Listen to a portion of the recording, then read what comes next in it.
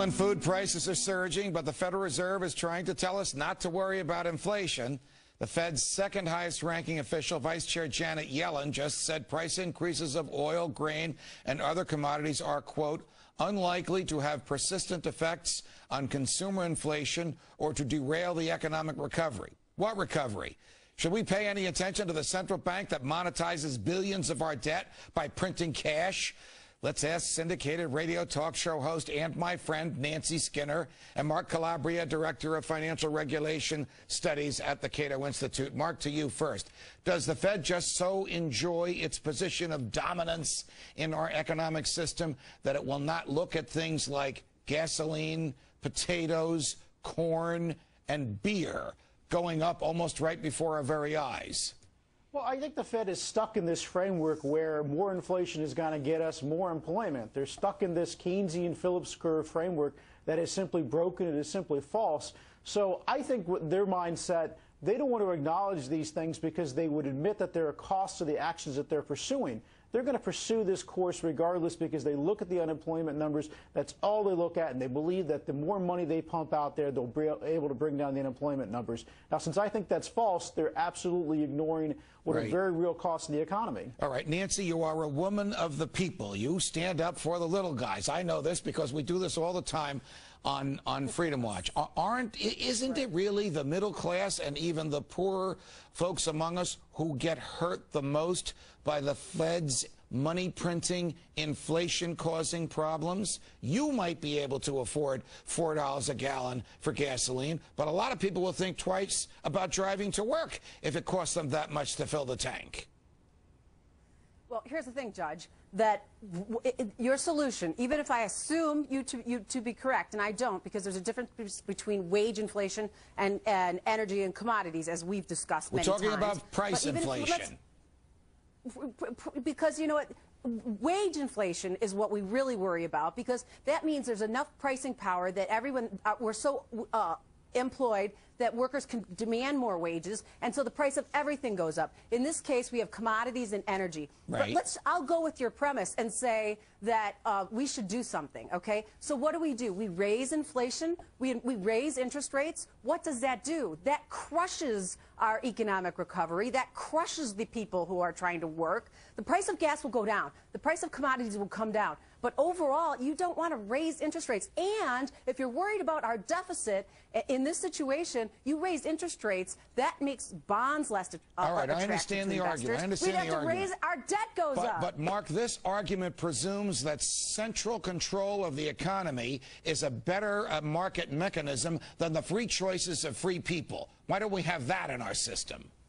And that's the important thing, is these record low rates are also distorting the banking system. Right now, banks could just load up on government debt, borrow from the Fed, and enjoy a 3% spread risk-free. They have no incentive. It's actually a false sort of belief that the banking system stopped lending. They just changed to who they were lending to. Bank balance sheets actually increased because they kept buying more and more government debt and less business loans. Now, if you believe that more government debt's productive for the economy, that's great. But if you actually think we're going to get out of this by growing business, then we're going the absolute wrong direction. All right. More with Nancy Skinner and Mark Calabria. We'll get right back to you, Nancy, right after the break.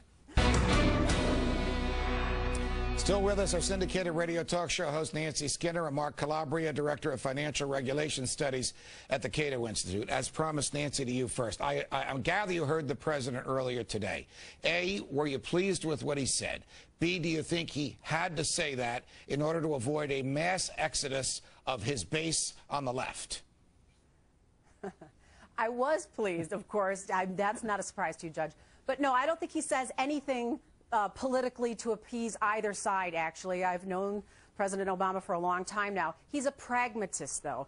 And so what he said is, look, now that we got past this year, we got to make big choices. And we have just begun talking about the major entitlements.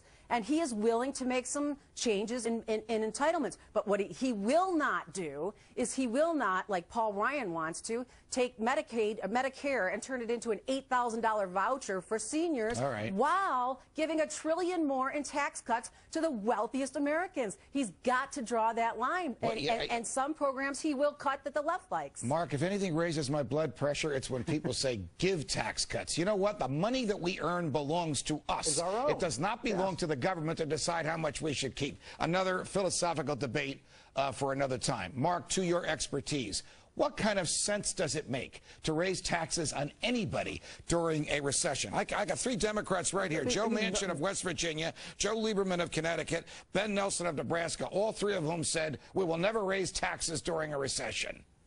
And that's exactly what you don't want to do. You don't want to raise taxes during a recession. I mean, that's actually Keynes 101. If you buy into the Keynesian framework, it says that raising taxes are contractionary. And in fact, many of the criticisms of Roosevelt was he tried to run a balanced budget during the 30s, which actually contracted the economy. So I would say you need to be worried about the long-term deficit. I agree with that. I don't think you want to raise taxes right now. I would not deal with the long-term deficit by raising taxes. I think it's important to keep in mind, though, that the Ryan plan actually talks about lowering and eliminating deductions to allow you to pay for the decrease in the rates. It's actually, the tax side of it is budget neutral. It's not a tax cut. And the President's own commission expressed the same thing. Let's get rid of the deductions. Nancy, we have less than a minute left. I'll let you get the last word. What do you think happens? Where do you see this going? Do the Republicans pass Paul Ryan and it's dead on arrival in the Senate? Is the President's proposal to raise taxes dead on arrival in the House? Are we in for perpetual stalemate?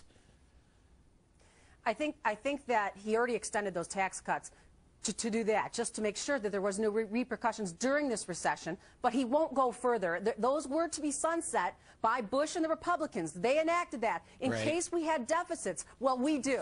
So he's not. That is the long-term deficit. We have to phase in these cuts so it doesn't kill our recovery now, and that's what he's doing. Let's keep the investment. And so I think the Republicans will pass that bill, and I think it's going to politically kill them, because when seniors find out that Medicare is going to be a voucher, I appreciate it. Nancy Skinner, Mark Calabria, thank you for joining us. My